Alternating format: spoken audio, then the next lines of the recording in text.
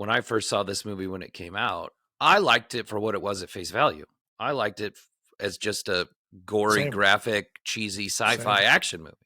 Yeah, I didn't know it. I didn't know it was supposed to be like that. Like, I just thought it was cheesy.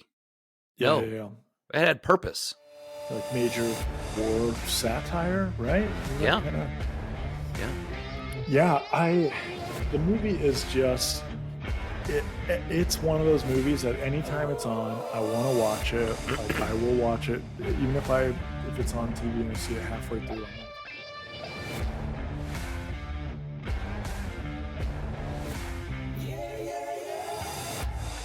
Welcome back. Leave it in. Welcome back to the Movie Dads podcast. We're your hosts. I'm Howie. I'm Kyle. That's Kyle.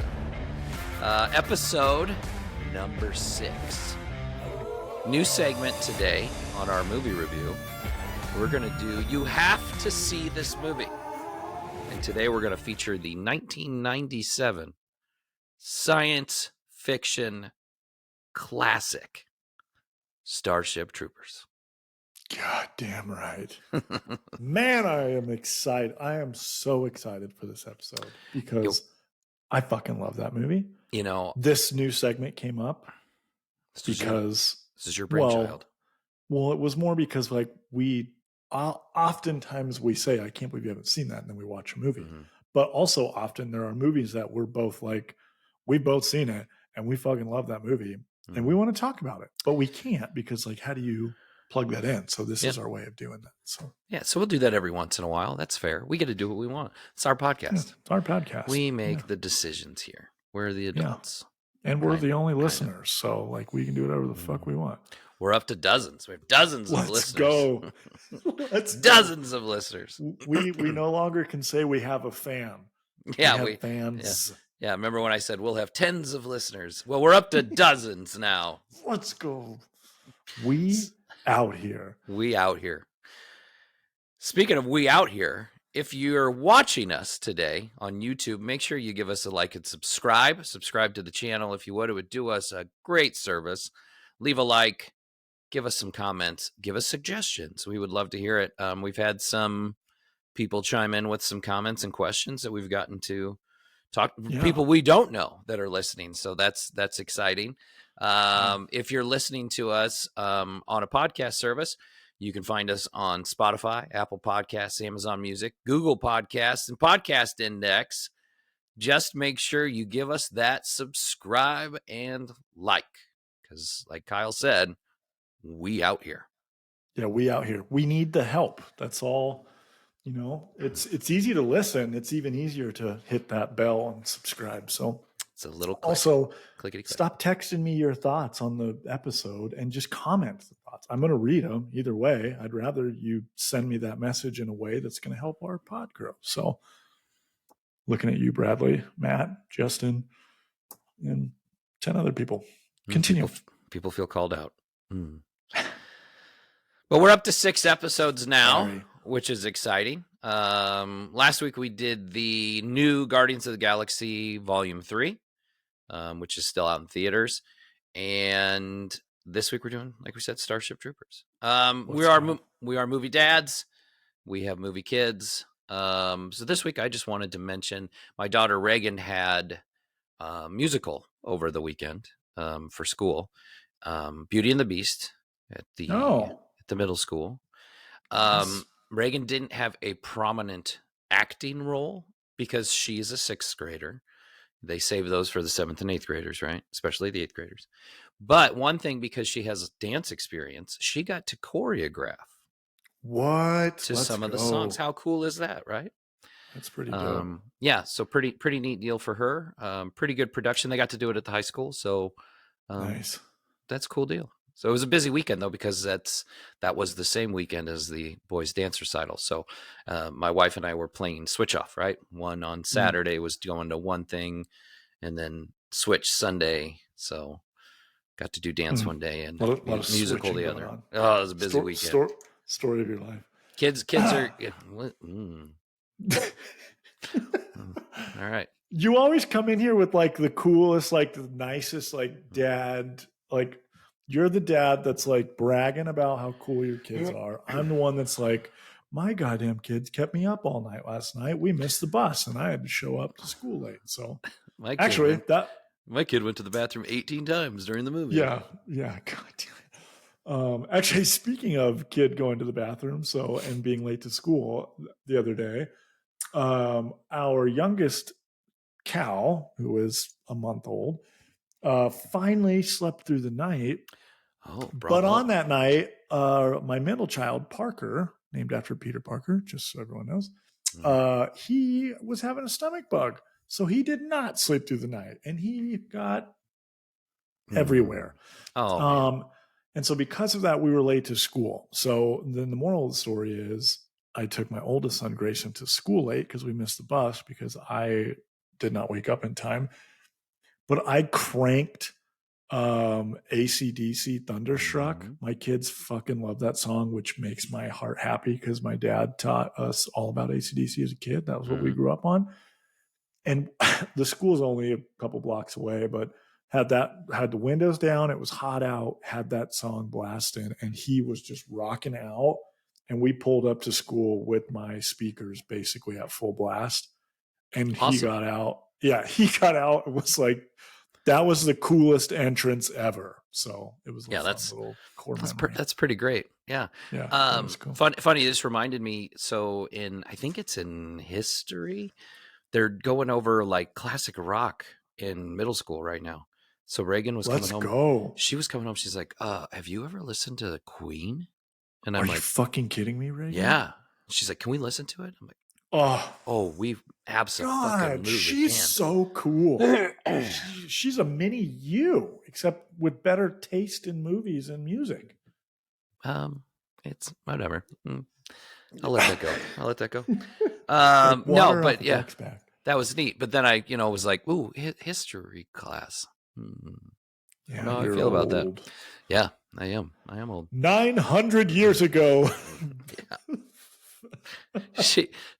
Oh my gosh, what did she ask me the other day? It was hilarious. It had something to do with we passed the Schwan delivery food service. They have the Schwan trucks drive around and they deliver food, right? Yeah, totally. And so Reagan's like, what's that? Because there's a big ice cream cone on the back. She's like, they sell ice cream? And I'm like, no, it's like a food delivery service. Like you order it and then they bring it to your house. And I'm like, yeah, it was really big when I was a kid. Like people in my neighborhood had it. She goes, how did you order it if you didn't have computers? And I'm like, we just called. She just called. She goes, oh, you guys had phones? She was serious. And I was like, I mean, she was a little bit right. We had different phones. Your phone was the landlines. No, hello, operator. Operator. Yeah. Can you connect me with 1035? Thank you. Timmy fell in the well again. Yeah. No, you're the. Yeah. Calling the switchboard. Oh yeah, I'm doing Morse code. Not that old. God, you're just throwing me off now. We're going to start off with our news of the week, the things that get us excited segment, 6 to midnight, followed by our You Need to See This Movie thoughts and review on 1997 Starship Troopers. And then that will take us into our There Can Be Only 5 segment, where we each come up with a top 5 list of a category that we've picked, and we don't know the answers to each other's lists, which is, I think, our last episode we had talked about at the beginning. We're only going to do one movie now. We don't want these episodes to go too long. And then that There Can Be Only 5 segment was half the episode. But that's what people love. Yeah, but we went with 2 big ones too. We did top 5 Marvel movies, we did top 5 Star Wars movies. So it was a big one. We had a lot to talk about, and we got really good stuff out of it too. So I thought that was good. Sorry for the good content, guys. Apologies. Sorry. Not sorry. It's our podcast. We'll talk as long as we goddamn want. Right. And that leads us into our first segment, 6 to midnight. I'm going to go first this week, and I'm excited because this episode is going to come around about May the 12th when this airs, which is the release date for the new Legend of Zelda game, Tears of the Kingdom. I'm not the video game aficionado that Kyle is, but I am super excited for this game. I told Kyle this, I haven't pre-ordered a video game to arrive. Since Pong came out. Yeah, since Pong came out. I like physical copies too, because I'm an old guy. So I'm not getting the digital copy. I want the copy of the game, and I'm excited because I pre-ordered it and it should be here because I ordered it from GameStop. But I feel like for the Switch, that's okay. It's okay to want the physical copy. It's about 50, giant 52. Case for that game this big. Yeah, for the little chip. And it's about 50-52 for Switch games. I think between where you just download them I usually go with whatever's cheaper. If you can just download it for cheaper, that's the way to go. But this game is a direct sequel to the 2017 release, Legend of Zelda Breath of the Wild. Tears of the Kingdom is the first direct sequel I think they've done to a console Zelda game since Majora's Mask for the Nintendo 64, where they've done a direct sequel. And that was also kind of like a pseudo sequel. Like this looks, and again, there's not a lot out there about this game. We know it has very similar mechanics to Breath of the Wild. We know we get returning characters. It is a sequel. It takes place like after. We've got returning characters that are now older. We know in the last trailer, like Ganondorf is back. Because it was every game ever. It was Calamity Ganon in Breath of the Wild, right? He wasn't like in human form, and now he's back in human form. So I'm interested how do they explain that. There's a lot of cool mechanics I've seen in some like gameplay videos and whatnot. Breath of the Wild was kind of divisive when it came out because it's not your typical Zelda game. They changed a lot of things, and this one has totally different mechanics. Like you can like take pieces of your environment and make like a freaking rocket ship out of it and stuff and like fly around. Like that's crazy. And I'm interested to see how that plays out, how it works in the open world environment, because most games that have an open world, you can't just like go straight to the end. You have to follow certain tasks and things like that. Breath of the Wild, you really, after you got off the first section of the game, if you wanted to go beat it, you could, like, without doing anything else. You probably die, but you could do it. There's people that have done it. I've seen speed runs and stuff where people they go straight to the boss because you can do those kind of things. But I'm excited for that. I don't get excited over video games very often, but Legend of the Zelda is one of the best, if not the best, video game franchise of all time. And I'm pretty up. Well, it said if one of, if not. I liked Breath of the Wild a lot, actually, and I think this game is going to be great. It looks great. It does. They very much. So I think they're keeping it in Hyrule, but instead of like the same world game space that you played in last time is there, but now there's a new layer to it with there's like floating plateaus. Yeah. So, which that is some of the new gameplay, which is like skydiving and like and they did a little bit of that in they've done that in different games. Like Wind Waker was in the ocean, right? Like it was your island to island. Skyward Sword took place. A lot of it took place in the sky, right? So you kind of want to see like how it ties together, if anything. Legend of Zelda's been around since I was 4 years old, I think. It's like 36 years now. It's a very distinct timeline. It's very weird. It's almost like the Halloween movies because it branches off here and there, and it's wild, but has very longevity, a lot of good quality games, not a lot of duds. Most of them have over time, the games that kind of were viewed as not as good at the beginning have now looking back on, that's actually a really great game. Things of that. So that comes out May 12th, which is about the time this episode's going to air. So I'm pretty excited for that. That's my 6 to midnight for the week. Nice.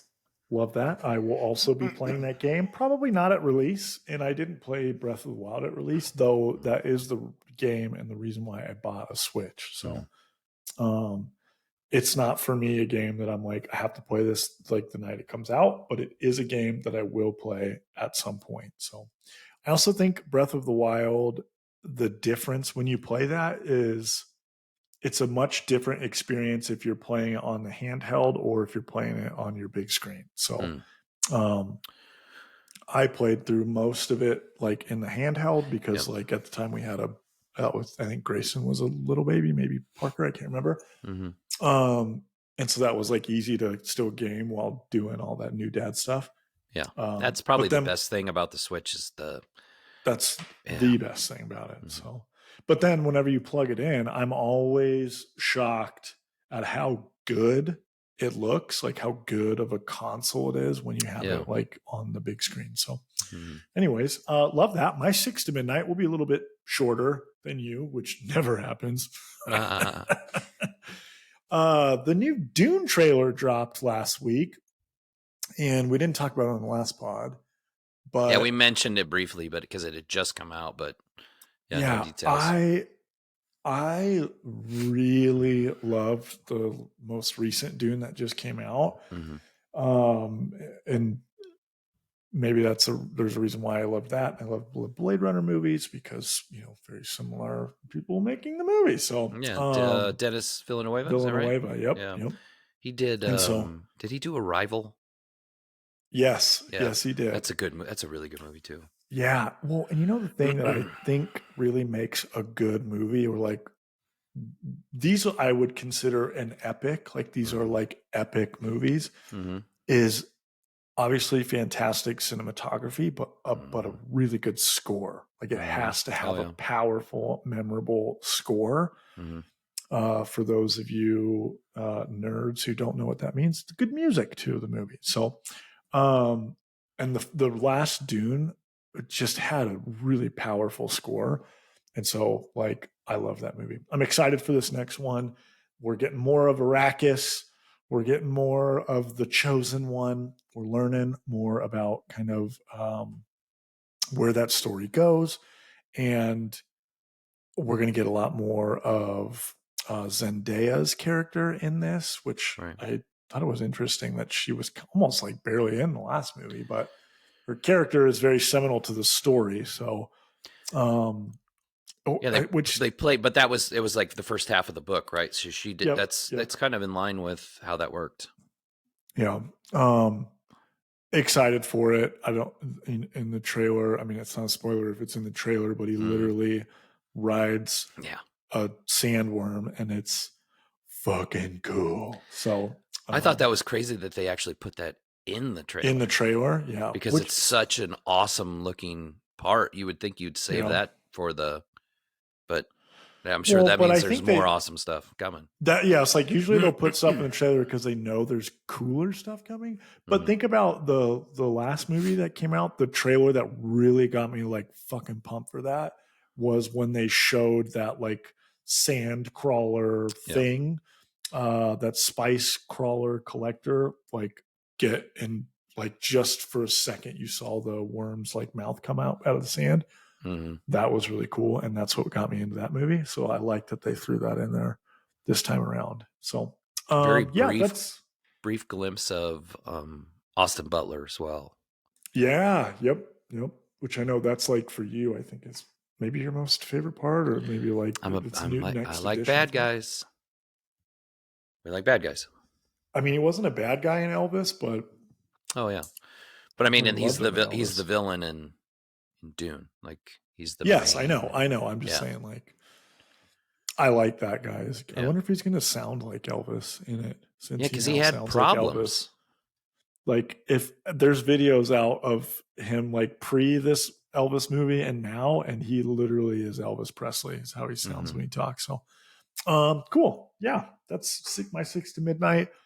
Felt like it deserved a little bit of love because we have been waiting for that trailer to drop for a while. So let's jump into our next segment. You have to see this movie. Do it. Or if you have seen it and you haven't seen it in a long time, you need to go watch this movie now because this movie is a classic. And in our first episode of You Have to See This Movie, we are doing Starship Troopers, Johnny Rico. I have one rule: everybody fights, no one quits. What this classic movie? We got to sit down. I was excited that you kind of chose that's what you wanted to do. It was fun watching this movie again with someone who also kind of knows the movie. So I don't feel like I have a lot of nerd friends that have seen it or have ever really talked with about it. But um, I think you and I both have recently done like a nerd deep dive on like the movie and the background, the books, and holy cow, did I go down a rabbit hole?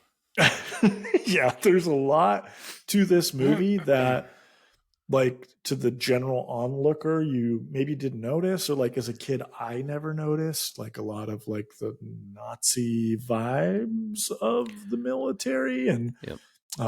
like basically their uniforms are the exact same thing, and for the most part. So when I first saw this movie, because I was 97, I was 15. When I first saw this movie when it came out, I liked it for what it was at face value. I liked it as just a gory, graphic, cheesy sci-fi action movie. Yeah, I didn't know it. I didn't know it was supposed to be like that. Like, I just thought it was cheesy. Yeah, it had purpose. Like major war satire, right? Yeah, kind of. Yeah. Yeah, the movie is just it's one of those movies that anytime it's on, I want to watch it. Like I will watch it, even if it's on TV and I see it halfway through, I'm going to finish it. Maybe I'm a terrible parent, but I let my 7-year-old watch it last year. He is really big into Halo and like Space Marines and soldiers and guns and stuff like that. And so this movie is like right up his alley. Minus the gore. There is a ton of gore in this movie. But if you have a kid, you can always watch the TV version and you'll skip out on a lot of that gore. So I know you have some thoughts about acting and things like that, but I mean, we get Johnny Rico. This man in this movie is he plays the perfect character in this movie, in my opinion. He's like the all-American, good-looking, best athlete, and then turns into like this badass soldier. Michael Ironside is in this, and Johnny Rico's played by Casper Van Dien. Yeah, Casper Van Dien, which he's been in other movies, but this is by far like his call to fame. Like he still does Comic-Con. Casper and I should have looked this up before the pod, but the girl, the redhead that's in love with him, not the main love interest in the movie, but the girl who's kind of obsessed with him and falls in. Dina Meyer is her name. Okay. She played Dizzy Flores. Yes, Dizzy. So Dina and Casper do a ton of Starship Trooper Comic-Con like panels. They talk a lot about kind of the backstory and the books and stuff too. So they are like nerds about Starship Troopers. They really embraced it. So, but yeah, I love this movie. For me as a kid, or when it came out and I watched it, it was a 10 out of 10. Like I saw no wrong in this movie. Looking back at it now, I still get those feelings. For me, it is a 10 out of 10 movie. It is a perfect movie. So wow. I can't think of anything for this movie to do to make it better than what it does. Wow. And every time I watch it, I come away like, fuck yeah, love that. Oh, nice. That's awesome. Boy, yeah. Now, so I destroy me. No, I'm not going to destroy you because I love this movie. There's a lot here. So terrific young cast, though when they're playing high school kids, they all look like they're like 30. But it was Casper Van Dien. We talked, but we had Denise Richards was the main love interest, the pilot. Neil Patrick Harris is like they're those two. Yeah, those two and Casper Van Dien are like the main three, right? At the beginning, they're all friends and they're all going to like different parts of the military. When I started looking at so this movie was directed by Paul Verhoeven, who did he had a weird career. He did RoboCop, which I think probably to me RoboCop is almost a parallel to this movie in the way about how this satire works, right? And the tone of the movie. He also did movies like he did Basic Instinct, Showgirls, to name some. But yeah, he had an interesting career in the 90s. When Starship Troopers came out, all of it those are was controversial, by the way. Like, yes, almost absolutely, every for movie different he's dropped reasons. has Yeah, been controversial. Like, yeah. I mean, I remember when RoboCop hyper violent, but that's also part of what is going on with Starship Troopers. yeah, So when this came out, I just thought it was a cheesy sci-fi war epic, but like it was written by Robert A. Heinlein, who's like one of the greatest science fiction authors of the 20th century. And it was written, he had some very like fascist ideas. And when this was written as a film, it was kind of done satirically. Like they're like, we're going to make all these people look like Nazis. We're going to make everybody like love war. We're going to glorify it. And like the whole story, like you have to be in the military to be a citizen. yeah. And the citizenship, like you have, like basically if you want full human rights, you have to be a citizen. At one point, one of the cadets, they're talking to each other like, why did you want to join up? And she's like, well, I want to have babies. And only way it's easier to get licensed if you're a citizen. And it's like and when this movie came out, I guess the Washington Post wrote this huge article about how like Paul Verhoeven and the screenwriter Ed Neumeyer were fascists and they're creating this propaganda movie.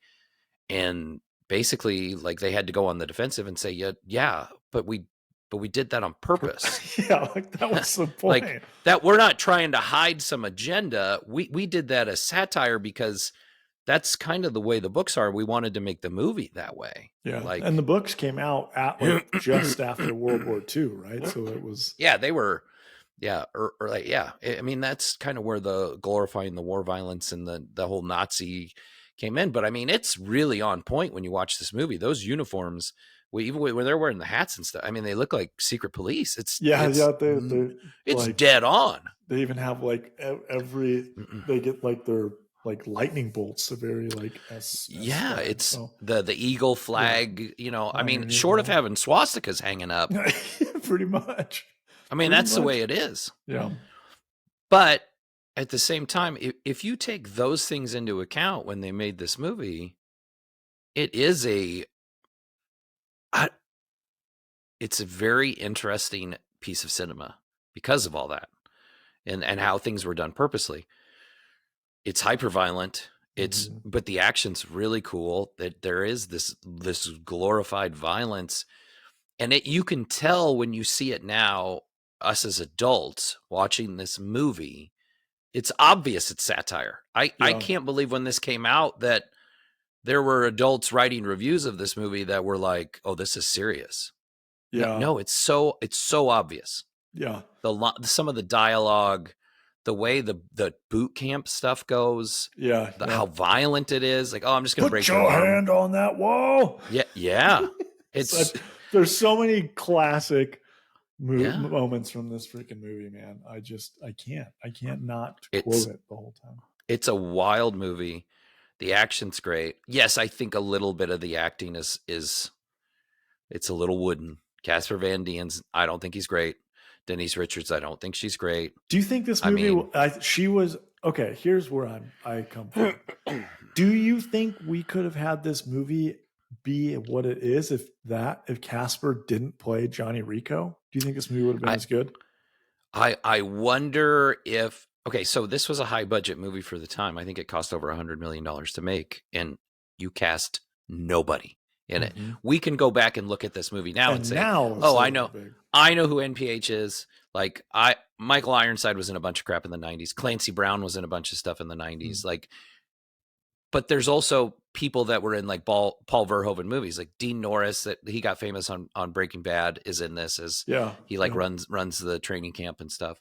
But like he was in, I think he was in Total Recall. That was another Paul Verhoeven movie. But like you recognize people, Jake Busey, like you recognize people, but none of them are super famous. Like honestly, out of all these people, Neil Patrick Harris is probably the most famous. Yeah, he was the only one that was big. I wonder, like, if Johnny Rico or Denise Richards' characters, if they had been even, I guess at the time, B-level actors, I don't know how this movie would be viewed. It might have a better view on it historically if there were better actors in those main two roles. Gotcha. I mean, That's the way I think. I see where your head's at. I think it's one of those movies that, like, there are the movies that you want to have those big actors, like big famous people for, and then there's those movies that you like that don't. Like, I would say Lord of the Rings, because a majority of those main characters, those actors we didn't really know at the time, like Orlando Bloom wasn't big yet. Right. Viggo Mortensen, I wouldn't say was big yet. I think, but the difference is like, I think Viggo had been in enough that people like knew who he was, and we all knew he was a good actor at that point. Yeah, by no means am I comparing Starship Troopers acting to Lord of the Rings acting. That's not where I'm going, guys.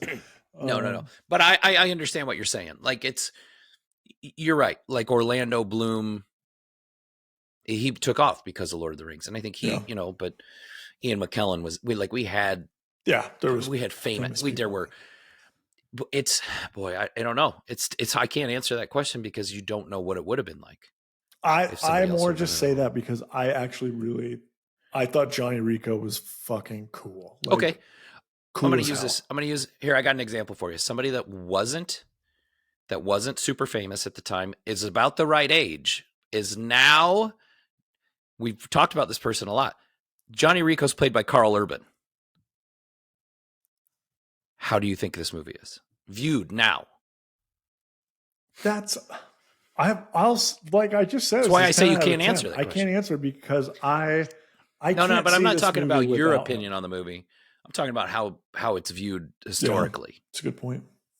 If it had somebody else in that. Because I think the two weakest parts of that movie are those two actors. I think the way their careers have gone has proven there's something to that too. It's a good point. Solid point.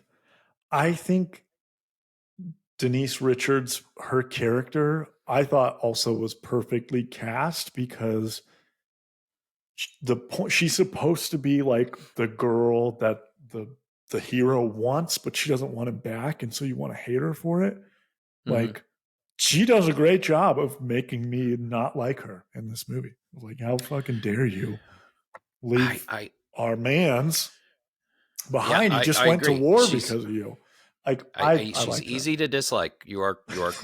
Yeah, maybe it's her bad acting is why she's easy to dislike. Well, I think about that. Here's what I think about this. Like, do you, when you watch Denise Richards' performance, and I hate crapping on people's performances, but we're talking way more about this than I thought we were going to. I know, right? Well, this is a movie I feel like there's so much to talk about, though. It's not cut and dry because it's all this backstory and Denise Richards' character was the last thing I cared to talk about when we were doing our review. Okay, but like, when you watch that movie, do you think she's super smart, or does she come across as a ditzy high school girl? I would say more that when she does the throwing up part when they're doing the dissecting, I would say ditzy high school girl. Then she's the smart one. She gets in the pilot program. She's a captain of a freaking starship by the end of the movie. I get more the vibe. I don't buy it.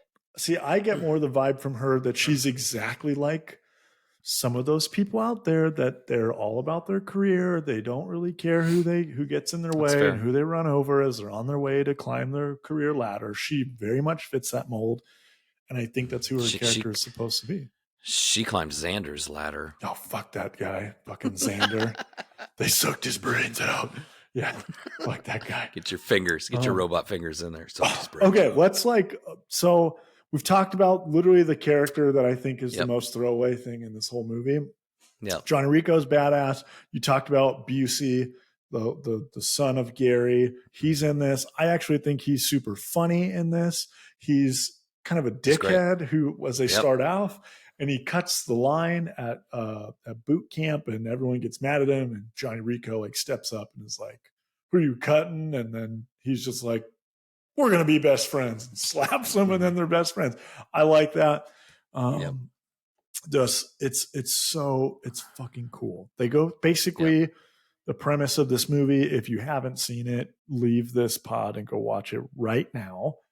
But basically, they are, planet Earth, like Howie had said, war or the army or the military service is life for everyone, or should be. There are planets on the other side of the galaxy. I don't know, is Clendathu the name of the planet or the species of bug, as they refer to them? It's like where it's the Clendathu system. I think that's their home world area. Yeah. So these like giant alien bugs, giant spider things, the humans see them as or they call them the arachnids, but arachnoids. They just see them as bugs, like brainless bugs. And these aliens are basically launching comets from across the galaxy to Earth, and they send one over. It destroys the city. Just so happens to be the city where the parents are of our main character. Buenos Aires. Of Buenos Aires. So lots of white people in Buenos Aires. Yeah, Jesus. But that's part of the thing, right? Like it's this whole world government. Everything's a big, like everybody's all part of one regime, Yep. So they basically mobilize. They take they want to go over to where the arachnids or the bugs live, and they want to basically stomp them out. And they fly in. They think they're just gonna, run all over them because they're bugs, and they get like slaughtered immediately. So it turns into this super cool kind of, obviously it's gruesome, it's war, but as we're going through the movie, you're watching kind of Johnny Rico and Denise Richards kind of climb the ladder in their military careers. So rather quickly, Johnny Rico becomes like like a squad leader, and then a lieutenant, and then a captain. Like he continues to get promoted throughout. Denise Richards ends up becoming a pilot, but Neil Patrick Harris is like the super genius, telepathic powers. Yes, like I think he's a colonel by the end. Yeah, he's a general by the end. Oh, okay.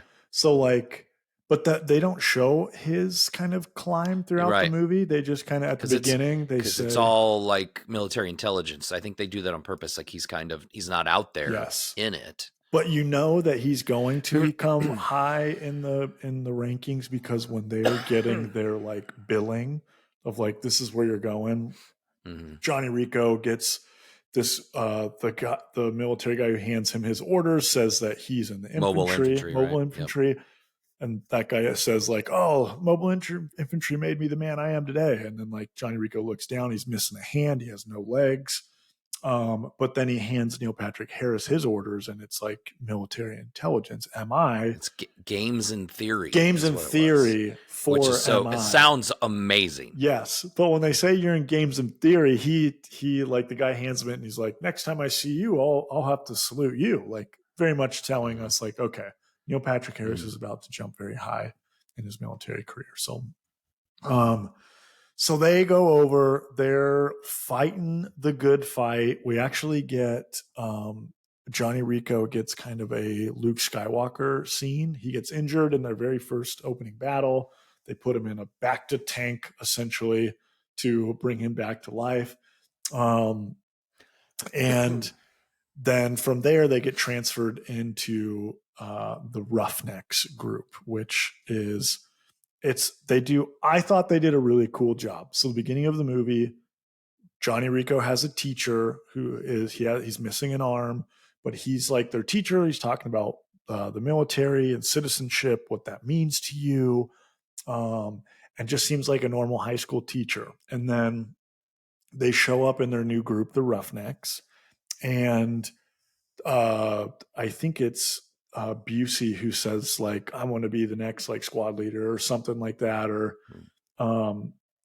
he says something about he's like, he says, I heard the leader of this group's a real ball buster.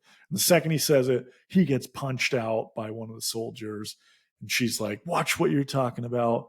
him, like, he saved my life. And then like 10 other people stand up and are like, and mine, he saved mine too.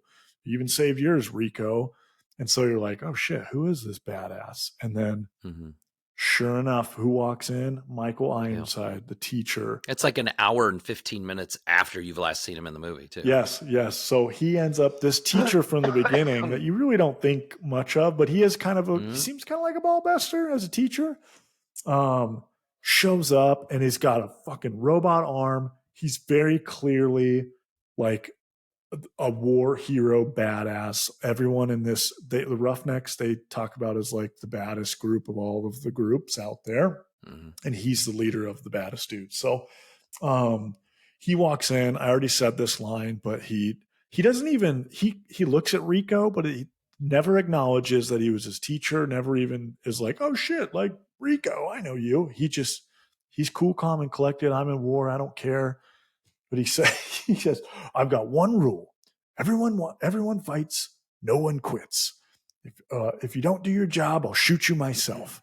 And like, then everyone's like, they get all excited. And then he's like, all right, welcome to the Roughnecks. And they go, Ratchak's Roughnecks. And it's just like, I don't know why, but that scene is fucking awesome. I think it's super cool. I get super nerded out about it. It feels very much like a halftime speech at football. But yeah, I don't know. What did you think of kind of up to this point in the movie? What we were going on? What was happening? No, I'm a big fan of this movie. I think the build up at the beginning where they're in school, they go through the whole process. The boot camp part is amazing. There's this tragic accident where Rico, like, he's gonna quit, and then like his parents get killed, and he comes back and he's like, no, I'm gonna. Clancy Brown's the drill instructor, which that dude's awesome and everything he's in. You know, I mean, he's like a natural bad guy, badass bad guy. Yeah. You know, in Highlander, in Shawshank Redemption, you know, he's in the new John Wick. He has kind of that tough guy role in it. It's just he's plays that role really well. The whole process through that is great. Starting things out, like you said, up until that point, it's awesome. The bug battle gets into that at the end. It's the action scenes are cool. I mean, it's the violence is off the charts. People melting, brains getting sucked out of their heads, all that stuff. Yeah. Eventually they get to a scene where basically the scene that you find out there's more going on than what meets the eye. This whole time, basically the entire military thought that they were brainless bugs who they could wipe out. But then they find out that there might be a brain bug, might be one behind the scenes making decisions, controlling kind of what they do, trying to outsmart the enemy, which is the humans. But one of like this movie has so many great quotes that I think are actually like positively great, like awesome. But there's one line in here, and Michael Ironside says it that my friends and I talk about all the time. Is like it's the worst one-liner in all movies. This guy comes from saying like everyone fights, no one quits. If you screw up, I'll shoot you myself. Like badass. To then like 20 minutes later, they go to a base that clearly everyone had been taken over and killed, and they find one of the intelligence guys in the base has a hole in his head, and he sticks his robot fingers inside basically this guy's empty skull. And he looks at his fingers and then he goes, they sucked his brains out. And it's like, it's just like the worst line ever, but so funny, iconically bad if you've seen it. And that's like where you start to learn like there's a brain bug, and that's kind of the turn of the tide, where they basically are like, all right, we've got to find the brain to stop this whole thing from happening, or they're just going to kill us because there's hundreds and thousands of them, so millions of them. But yeah, I feel like I keep talking about Ratchak like he's my favorite character. Maybe I actually think Rico is, but like he's just a cool dude. He's a cool teacher. You find out he's a badass, like war hero. But then like they have a party after they've kind of had a good day of fighting. He he basically opens up like 2 boxes, like, here's the beer, puts a keg out and puts out a bunch of like footballs and electric violin. And he's like, like, we fight hard. How random. We How party random is hard. that? Yeah, the electric violin was super random. But they needed music. So like I get it. But basically it's like, yeah, it's the future. You can just pull out an MP3 player. I don't know. I just think it's cool that he's like, we just kicked ass, but like you guys need to have some fun and party too. And there's even a moment where, Johnny Rico's having a great time with Diz. And Michael Ironside, they get called back to war. He steps into the tent, notices someone's under the sheets with Rico. He's, who's under there? And she pulls up the sheet. First he says, I need you outside in 10 minutes so we can leave. And then he says, who's under there? She pulls the thing over and he goes, I'll see you in 20 minutes. And like, I just like, that was just a little moment of like, what a cool leader. What a cool Joke's dude. on him. Rico only needed 3. Yeah. 30 seconds. I'll be done in a minute. Yeah. So 19 minutes and 30 seconds to rest and zip up your pants. But yeah, so movie, I thought it was super. I just like, it's a cool sci-fi war movie. If you like the nerdy things that I like in terms of like video games, Halo, those types of things, you will love this movie. It is a classic to me. So you said 10 out of 10. Yeah. Perfect movie. 10 out of 10 for me. Perfect sci-fi movie. I want to rate this like I would when I was 15 years old. I was 15 years old. This is a 7 out of 10. Cool, cheesy action sci-fi movie. What I know now as an adult and all the things that were done purposefully in this movie and how obvious they are now and how well done they were. And it's an 8.5. So it got better for you. Yeah. Oh, absolutely. Fascinating. Because it's goofy, but it's meant to be. Yeah. It's satire. I'm going to go back and I'm going to look at when we reviewed Dead Alive and how you thought that movie was when you started it. And then when you realized how everything was done intentionally, it completely changes the way that the movie's perceived. That's a good point. Maybe that's why the acting was so bad. It was supposed to. Well, not everybody acted bad. That's the only thing. Okay. Well, you gave it an 8.5. Ooh, modern 8.5. I love it. For me, it's, back in the day, I loved it. Every time I rewatch it, nothing takes like away from it. It's a great movie. It's a movie I think I could watch at any point in time and I wouldn't get tired of. Which is why I give it a 10. So that's where I'm at.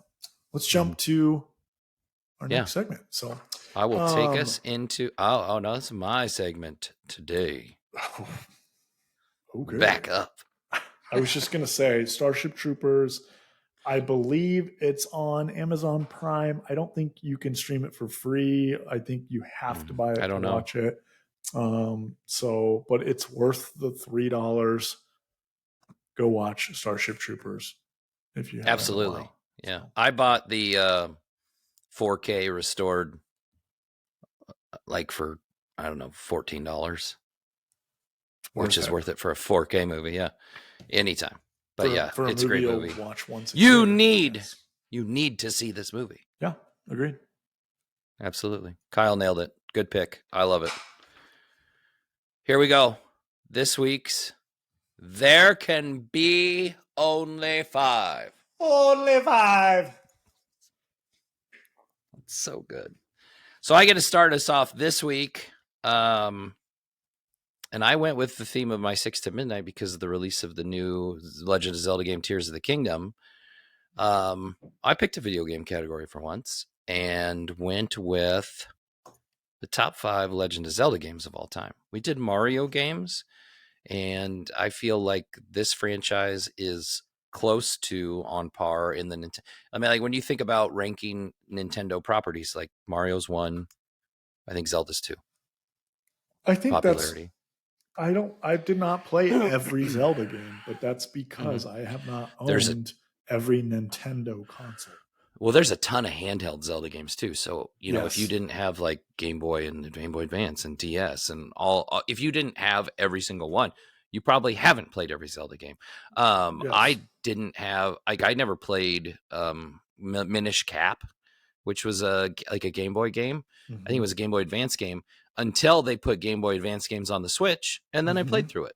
And it's a fun game. It's very much like old Zelda games. Yes. But there's enough games out there, enough content that I felt like this was a fair ranking. I'm assuming we'll probably have very similar ones at the top, at least, based on the most popular games, and that there's a handful of Legend of Zelda games that if you look at any major list, whether it's IGN or GamePro or any of those, there are a handful of Zelda games that are probably listed in the top 10, if not 20 video games of all time. Yeah. So I feel like that's where the top of our list will come from. So for sure. Number 5, I'm going to go with the original Legend of Zelda for the Nintendo Entertainment System at number 5. It's a very, man, it's an epic game when you think about the 8-bit system, right? You have different items. There's all these dungeons. You have all these different enemies, but it's open world. Before open world was really a thing, you can go from one side of the world to the other anytime you want, pretty much. There are areas where you have to do certain steps, like you have to go up how many screens one way so many times and then back the other way to get to certain areas. And there's certain items you have to get to go to certain dungeons or get through certain dungeons that you have to have if you don't go in order. But I think that's a big part of it. So at number 5, I have the original Legend of Zelda. Nice. At number 4, I had the Nintendo GameCube game Legend of Zelda Wind Waker, which was the very cartoony looking game that it was cell shaded, took place on like the ocean world, basically Hyrule's underwater. It's another, it's another link in the timeline. It's funny. I saw something where it was like every Ganon's the same. He just keeps getting resurrected. Yeah. But every time he gets resurrected, he has to face a new Link in all these games. And I saw a meme the other day, and it was like, can you imagine every time you wake up, you got to deal with this guy again, and it's a different version of him?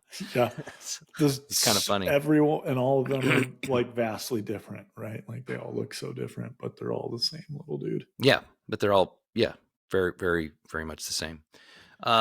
This is where it got tough for me. Number 2 and number 3, I had a real hard time placing because I kept going back and forth on what I wanted at 2 and what I wanted at 3. Number 3, I put The Legend of Zelda: A Link to the Past for the Super Nintendo at number 3. Nice. At one point, I probably could have put this at number 1. This is a great game. I have played through it recently.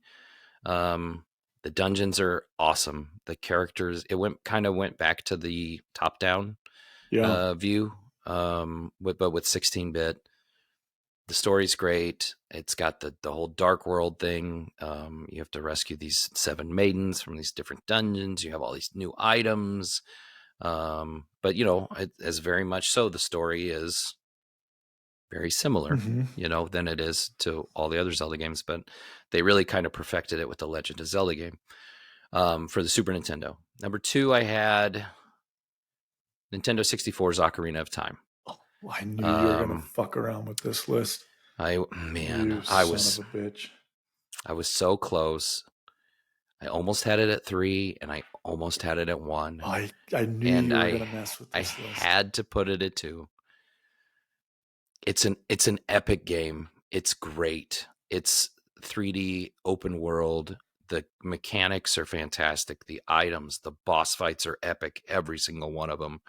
It has maybe the most frustrating dungeon in every video game ever made. The water temple. Oh my god. It's devastating. Yes. But it's such a grand epic game. It's a timeless classic that could very well be considered one of the greatest video games of all time. Of all time. Of all time. Number 1 is Breath of the Wild. I knew you were going to do it. I knew that. I had to. I have never put as many hours into a game as I have this one. Really? There's so much. I've got hundreds of hours in this game. I don't mean there's so much to do. I don't mean to sound like I don't like this game. I do love this game. And I'm more of like, really? You haven't played any other video game more than Breath of the Wild? I got to jump back in. I played through it hundreds one time. Of hours. I beat it. I mean, There's so much to do. I went pretty ham on the side quest stuff, but and I think the way it changed everything when it came to the Legend of Zelda. If you look at the original Legend of Zelda, if you look at Wind Waker, if you look at Link to the Past, Ocarina of Time, they all have subtle changes. They have they have differences, right? Breath of the Wild is a completely different game. There's a lot of people out there that hate this game as a Zelda game because they think it has nothing to do with the Legend of Zelda because it's so different. Majora's Mask was very similar in how it was viewed. I'm not a big fan of that game, but that's just because the way I play. When I play games, I'm checking every corner. I've spent time in dungeons, like looking every nook and cranny. And Majora's Mask had a time limit, and it just wasn't a game for me as much as it was for a lot of other people. It doesn't mean I didn't play it. It just means I don't view it the same way I view this game. Breath of the Wild, they changed the weapons. Like, they can break. You can pick up pretty much anything and use it as a weapon, whether it's a stick or a pot lid as a shield or all these different things. You can kill something and you take its weapon. Yeah, the cooking.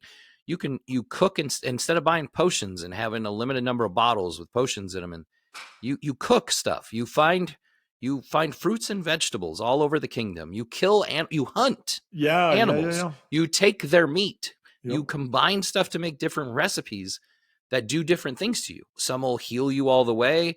Some will raise your strength or your defense, or they'll make it so you can't freeze in cold temperatures, or the opposite. It's amazing. They got rid of the dungeons in the traditional sense. They have these shrines, which there's over 100. There's like 120 some of them. Million of them. There's a ton. And completing the shrines is how you either pick whether you want to increase your health or your stamina throughout the game.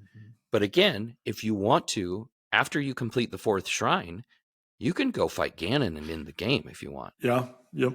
I mean, in the traditional dungeon sense, there's like 4 total dungeons. There's the divine beasts you have to go through to basically defeat a form of Ganon. If you don't fight the divine beasts, then you fight all the different versions of Ganon in the castle at the end. Otherwise, you fight them in the divine beasts, and then when you go to Ganon at the end, he's like half dead before you even get to it. You can do anything. You can go anywhere. You can climb anything in this game, pretty much. The whole it's wild. It's great. I could play it nonstop. I'm still playing it. I still get on there and do stuff. I might just go ride the motorcycle around and hunt and kill stuff just for fun for hours. Talking about this does make me want to jump back in. I think I mentioned this earlier. I played the majority of that game on the handheld. And I think playing that on the big screen, like from start to finish, would be a ton of fun. But obviously the next one's about to come out. So maybe it's a good time to jump in and play a little bit. I mean, I view like Breath of the Wild. That's why I'm so excited for the new one. I haven't been this excited for a video game in a long time. Ocarina of Time was, to me, one of the greatest video games, probably the greatest video game of all time for a while. And then this came out, and I mean, I don't have a problem. Is it the greatest video game of all time, in my opinion? It's in the conversation. Yeah. I love that. I agree. I mean, obviously, when you have a game that comes out and it makes a console worth purchasing, like for the longest time, they didn't even have any other like real AAA games for the Switch. They basically made it so they could make this game. Like that was this came out for the Wii U, but nobody bought the Wii U. Breath of the Wild came out for the Wii U? Are you sure? Yep. 100%. Like, not at the same time as the Switch. No, it was a Switch. It was a port. I don't think that's accurate. I'm pretty sure it's a Switch game. Maybe I'm wrong, but then I look like a fool. But it's okay. Breath of the Wild came out for the Wii U first. Yeah. Did you play it on the Wii U? Nope, I didn't have a Wii U. Yeah, I don't know. Did. I know one person. I know one guy that had a Wii U. My buddy Rick had a Wii U. He's the only person I ever knew that had one. My brother had it specifically for holy shit. It was planned in 2015 as a Wii U exclusive, but was delayed twice. It was eventually released March 30 as a launch game for the Switch and a final Nintendo published game for. Okay, so I was right. You were right. I was Okay. right. It was made But for the Wii U. It was designed as the Wii U game. Yeah. But it came out as it dropped on the Switch day one. Yeah. I don't know how many people had it for the Wii U. I literally only bought a Switch. 5. I was like, I'm not paying full price for a Switch for one game. If I can find someone on Craigslist who bought one and never played it. First day I looked, someone was like... If you think about why Nintendo's is still successful because of their exclusives. That's it. That's the only reason. Facts. If you and I know consoles pretty well, like PlayStation and Xbox are on another level compared to Nintendo, and they have been for at least 3 consoles, generation wise. Oh yeah. But the exclusivity of Mario, Zelda, Smash Brothers, Mario Kart alone. Yeah, they have heavy hitters is what they have. Yeah. So yep. Cool. Love your list. I agree with most of them. Maybe not the order. For me, number 5, this actually was difficult to put on the list because there's a love-hate for this. I actually hated this game as a kid. But I played it and I know that it was a good game. I just didn't like it because it wasn't the first game. Now that's Majora's Mask for an N64. You'd mentioned earlier there was a time, you had a time frame in the day and the night, and I freaking hated that. I just thought that was the most annoying thing ever. However, it is still a really good Zelda game. It's worth the playthrough. They did take some concepts from the Ocarina of Time and put it in there, and it's basically the same visuals and art form. So yeah, I'm pretty sure it's considered a sequel. It is a sequel. After he goes back in time, it's him as a kid again, right? Yes. So I did put that as my number 5. Number 4, Zelda Wind Waker. I put that on because I liked the cell shading. When it first dropped, I thought that was really weird. It was kind of goofy, but it was a lot of fun. I had a ton of fun playing that. You know what my biggest issue with the cell shading was even in Ocarina of Time when with Link as a kid, he was still he looks like such a wimp. Yeah. He looks like a weenie. He's a wiener. He's totally a weenie in Wind Waker. But it's cool. There's boats. You're going island to island. I thought that was cool. I enjoyed that. Now we get into my top 3 games, and these are games that I actually really love. For me, it was difficult to do this list because I played a lot of Zelda games, but I haven't played all of them, so it's hard to rank them. But these 3 I've played a lot of, I love, have spent hours in them. Number 3, Legend of Zelda, the Minish Cap. So when I was in a freshman in college, I had a PSP, and I had this nerdy guy in my class who was like, dude, do you know that I could jailbreak your PSP and put a bunch of ports onto that for you? I don't think the word was called port. It was I know what you mean. They were emulator. You could put an emulator on there and basically play any game ever. So the Switch is really cool now because you can go back and play all these old original games. But at the time, in 2008 or 9 or something, you couldn't do that. And so I gave my buddy this PSP. He jailbroke it, put an emulator on it, and then I could play all these Game Boy Advanced games, all these old games. And the Minish Cap was the first game I turned on, and I played it from start to finish. It's a ton of fun. It's the first time I played a Zelda game that I actually liked kind of the top-down vibe. I didn't really like those. I liked the first Zelda game I played was Ocarina of Time, so it was very different for me. I freaking love the Minish Cap. The story's great. The items and kind of weapons and stuff you get throughout is kind of cool. Characters are fun. Bosses are a lot of fun. I love the Minish Cap. So here we go. Number 2, Breath of the Wild. Awesome game. I'm not going to go in. Are you mad? Do you think I'm wrong? I'm realizing what your number 1 is, and I immediately. You should have already known. I'm thinking you've never played Link to the Past. Are you saying because I didn't have Link to the Past in my list that? Yeah, I just think you've never played it.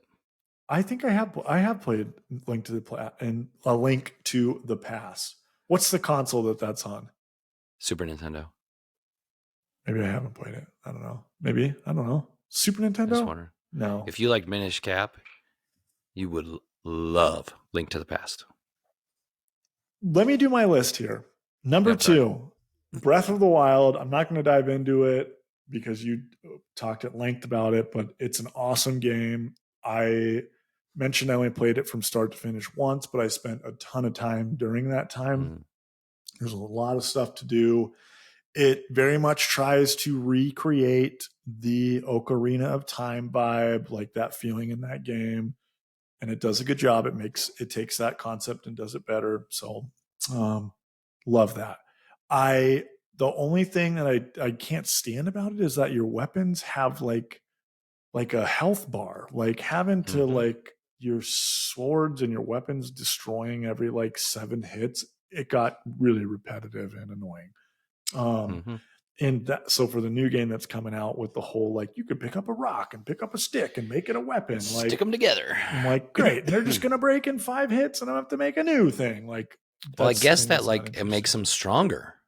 Oh, cool! Like when you bond things together in the new game, it's supposed to make it last longer.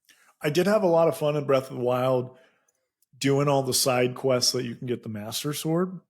I thought that was a lot of fun and super cool. Super dumb that like you can deplete its like health bar. It doesn't break like all the other things, but like you have to wait for it to recharge. That's 10 minutes. That's dumb. But anyways, well, I love that they have it doesn't run out. It doesn't run out when you're fighting one of the Ganons. So like you always have it then. And then I don't know if did you have the DLC or not? Where you can do like the Master Sword quest and you like double its strength. I downloaded it, but I didn't play through it. But I do have it downloaded. It's awesome. It's an awesome DLC. Obviously, my number 1 is Ocarina of Time. Ocarina of Time.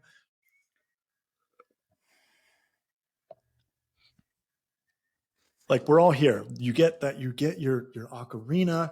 All of the songs. The Song of the Storms. Epona's song.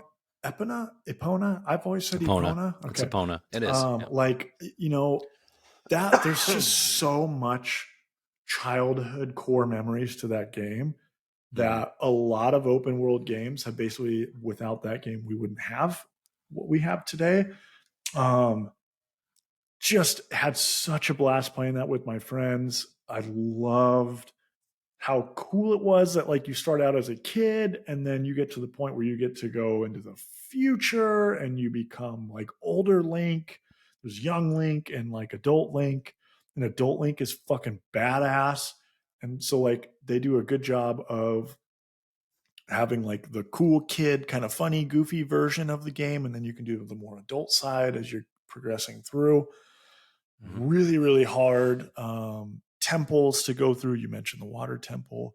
Like, but there was something so cool about like getting the blue tunic, like the water tunic and like the fire tunic and the iron boots and like the floating boots. I don't remember what the floating boots were, but like it was almost like when you went to a friend's house and they had Zelda and they would turn it on, like you could tell, you knew like where they were in the game by like what stuff they had. Like if I ever got somewhere and they had the blue tunic and like the iron boots, it was like, oh my God, like you're really good at this game. You've gotten really far in it. Like I'm not quite there yet, but I fucking love that game. It is the number 1 Zelda game of all time. Nothing will ever surpass that, no matter how great the next game is. That's my top 5. Let's jump into, just for sake of time, because we are chatty today. Let's jump into my only 5. There can only be 5.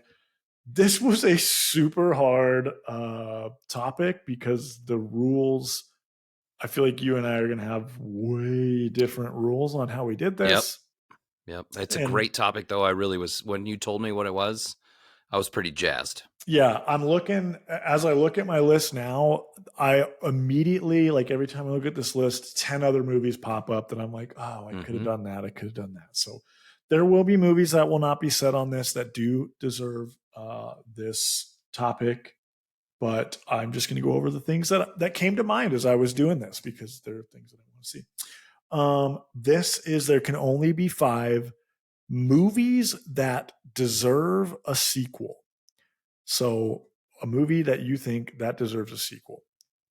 I'm not entirely sure that our rules are the same. I think they will be very different, because we were texting about Starship Troopers. I was like, that's a movie that deserves a proper sequel. And then we're like, well, there are 6 other sequels to that movie. But like in my head, I want like a good, high quality, high level sequel to that movie. It's not on my list. It is on my honorable mention. I wish they would have done a sequel to the original and make it the same quality. I do have another honorable mention. It's actually 3 movies in one blanket statement, because I didn't want to put them in my top 5, but I did want to mention them.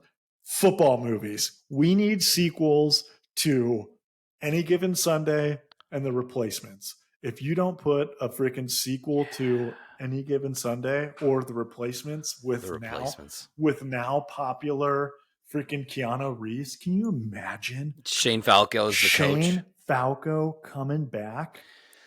Give me that John Wick movie. Okay, now we're going to jump into my list. My number 5. I talk about this movie ad nauseum. Maybe we'll get a sequel. Probably not, because I don't think it did well at the box office, but it was fucking awesome. And if Dune can get a sequel, this should get a sequel. Blade Runner 2049. Top 5 greatest movies ever. It is so great. I've talked about the movie a million times, so I'm not going to dive in too much, but Ryan Gosling crushes it in this movie.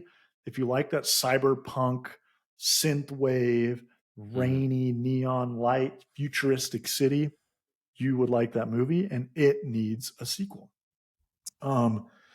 Speaking of neon lights, my number 4 movie that deserves a sequel that I think has been greenlit, maybe not, it keeps getting canceled, Tron Legacy.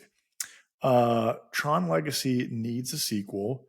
They probably waited too long now, because the main actor has gotten a lot older, but man, I love Tron Legacy.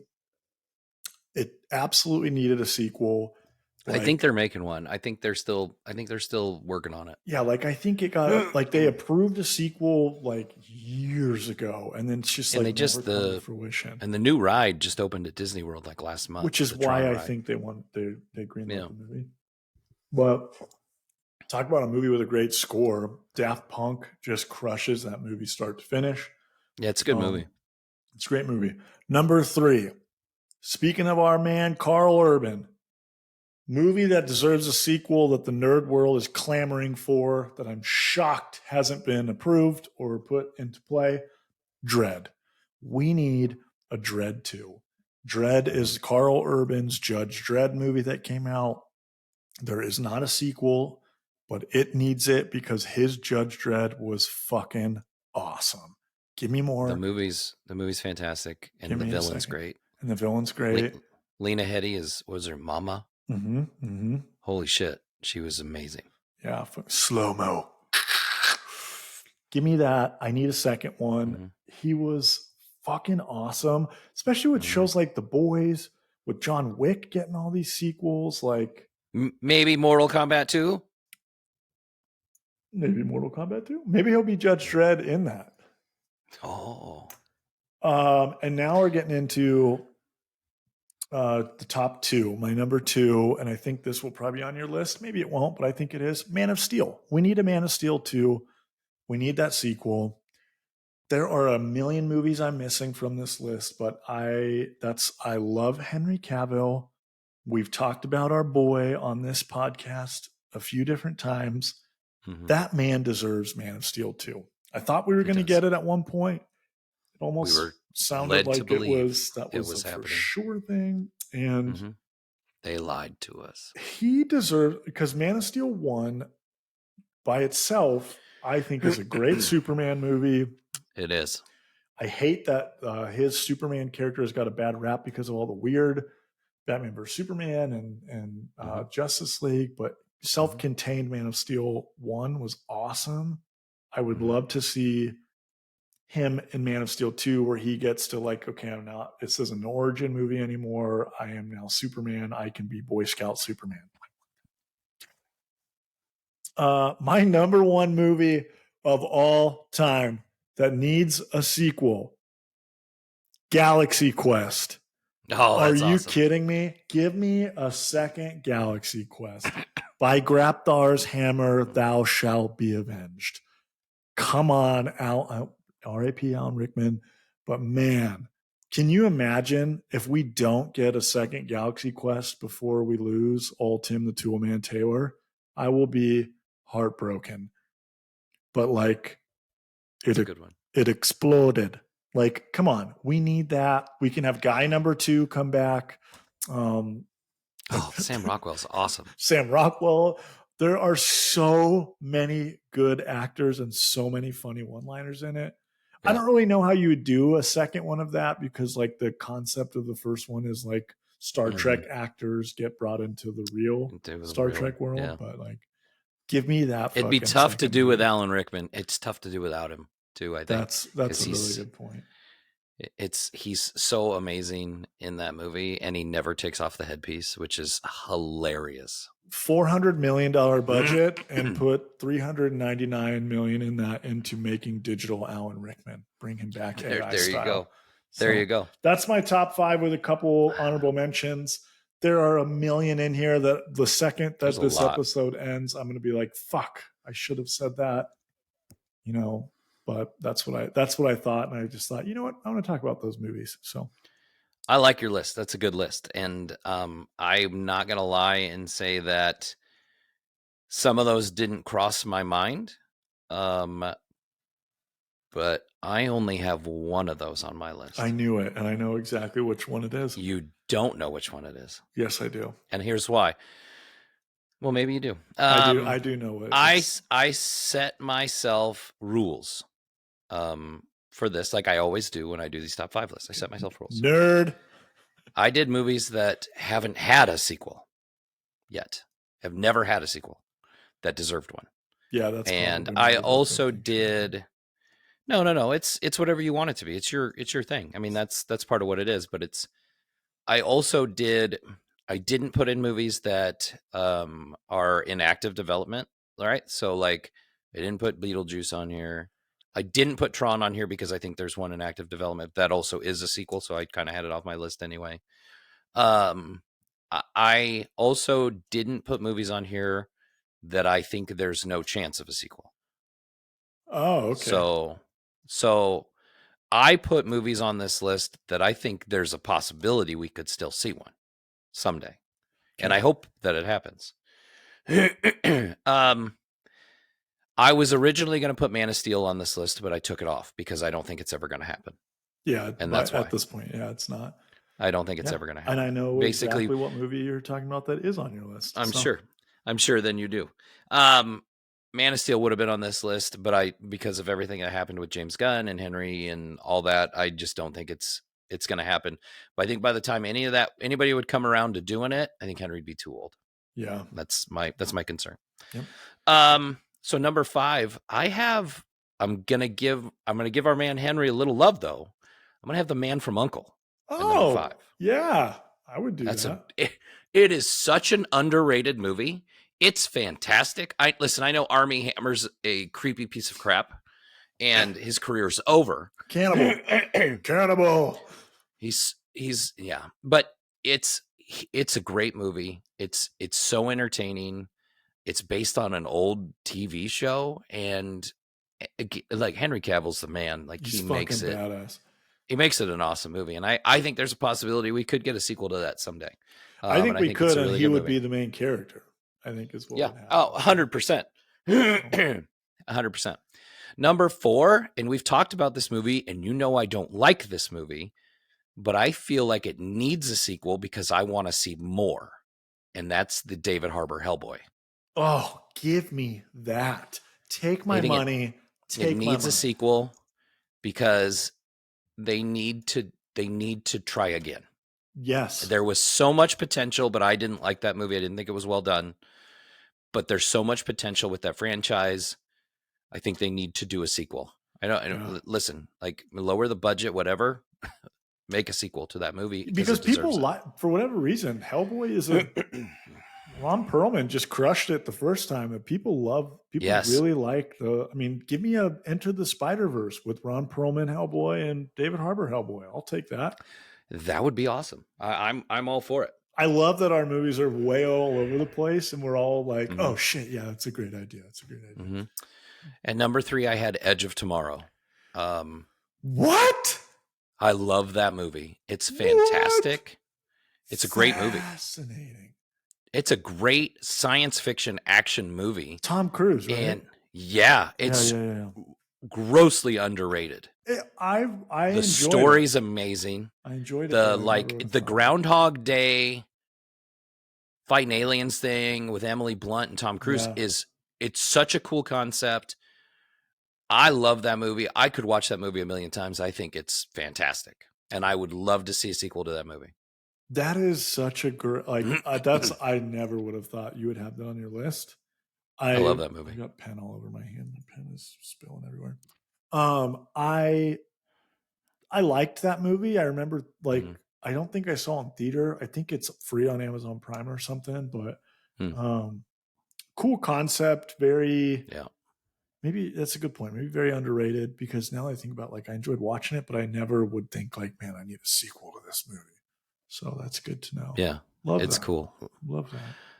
Number 2, I as much as we have action movies and stuff on here. Number 2, I put talk about action movies. Jesus. One of my favorite comedies of all time.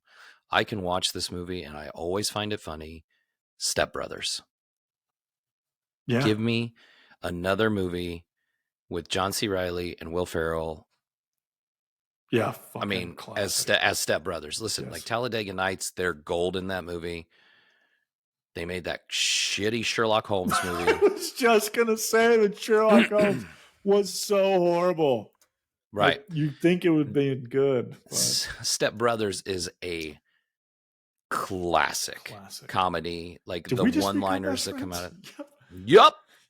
Shut up. I'll fill a pillowcase with bars of soap and beat the shit out of you.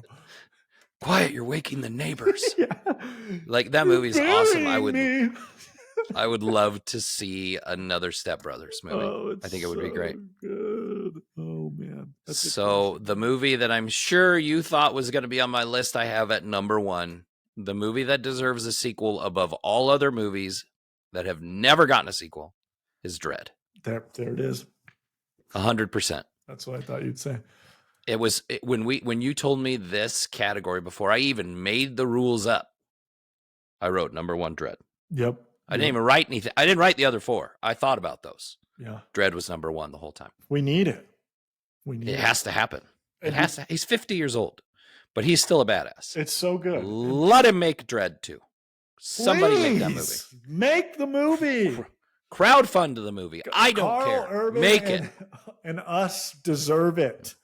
We will pay for a lot of we'll pay a lot of money for that movie. I will pay for the helmet. I will pay for one. Just one. Well, he'll pay for one helmet. I'll pay for one helmet, and then you can do the rest on your own. Well, I want the shoulder pads too, but I want Stallone shoulder pads. Speaking of Stallone and Dredd, we'll get to that. Let me get a little bit into Dredd here before we get into the end part. You went into Dredd and how we talked about how great of a movie that is. It came out the same year as The Raid did, and you had never seen The Raid, and they are very similar movies. You're in an apartment building, you're trapped in with all these bad guys, and you basically got to fight your way out. Yeah, it's like the exact same movie. And The Raid was written and came out before Dredd did, but they were so close together, there was no way that either one knew that the other existed. Yeah, you know what I mean? How wild is that? It is crazy because it was such a good concept, but both of them executed it to perfection. Yeah. I would love to see a third Raid movie as well. At least we got a sequel to that. And the first one came out the same year as Dredd did. Where's Dredd 2? It's crazy to me that a movie like Deadpool will just crush it. It's like a very niche, hero type thing, Mm-hmm. and that would get a sequel and blow up. But Dread is like, I don't understand why it hasn't been greenlit or who hasn't been like. I mean, it probably has more to do with like how much money it made the first one It that does. dropped, and they're probably like, it's not worth our time. But I think when the first one dropped, it didn't have the like the hype train behind it that I think number two would. God, that I came think out 2012. I think there's enough of us that we are like, we know we need that movie, that we would go out of our way to make sure that it is successful. If so, here's the financials on this. So Dread was budgeted. They don't have an exact number, but it's somewhere around $40 million was what the budget on that movie was, which is in line for the So effects 39 and of the that going cast. to Carl Urban. No, he probably got paid like 5, if anything. Get out of here. It made 41. Oh, so that's exactly why they haven't made a sequel. So heartbreaking. Man, we could start a petition right now. This episode is the petition for Dread 2. Sign it by commenting, give me Dread 2. Here's the thing with movies like this, people, you have to go see these movies. Like when there are reviewers and podcasters like us that are of like-minded people, and they tell you that a movie is that good, you need to see it in the theater. You need to go, because the box office is what drives those numbers. Well, last week's episode, My Six to Midnight, was Sisu, the Finnish movie that got a mid-sized release in the US because it was such a highly rated movie when it came out. That's one of those movies that I would love to see a sequel to something like that. And the only way it's ever going to happen is if people like me go and see it in the theater. It's the only way that's ever going to happen. And that's the same thing with movies like Dread. If people don't go see those things in the theater, you have to tell people these movies are good. Word of mouth is what drives a low budget movie like that doesn't have a lot of advertising. It's word of mouth. And that's where we don't get sequels to some of these movies. The David Harbour movie wasn't good, but not enough people went and saw it either. The Hellboy, not enough people went and saw it either. Yeah. It didn't make enough money. And that's the only way these movies will ever get made. We have to see them. I would pitch even like an HBO Max Carl Urban Dread like TV series. Let's go. Fine. I'm good with that. I have no problems with that whatsoever. Give me a 6 episode. That might be better. Yeah. Give me a 6 1-hour episode Dread because I'm going to get more out of it. Yeah. And we get to see a little bit more of like Mega City 1. And just we get to see Dread on his freaking bike, his motorbike, his Dread bike. Yeah, give me that. I think HBO series would be great. It has to be HBO Max so that it can be like super gory. But it could be Prime. Prime could do it. They're doing The Boys. Yeah, they've already got Carl Urban. They already got Carl Urban. Yeah, talk about it with them. Hey, Johnny Cage, do you want to be Dread and not just a movie? I know you wanted a movie. We're not going to do a movie for you. We're going to do 10 episodes for you. Give me that. Yeah. Shut up and take my money. I'm a big fan of Jack Ryan movies. Mm-hmm. Like I liked all the Hunt for Red October, Clear and Present Danger, Patriot Games. I thought you were a Jack Reacher. I even like I do. I like Reacher too. Just watch all the Reacher show because you made me. This is the same kind of same conversation I'm having. Jack Ryan, Jack Reacher, same conversation I'm about to have. I like that first Tom Cruise movie. I've read all the books on Jack Reacher. Okay. The Jack Ryan, like I liked all those movies with Harrison Ford. I even liked the Ben Affleck Sum of All Fears. I liked all those. They made a TV show. Now it's long form. There's multiple seasons.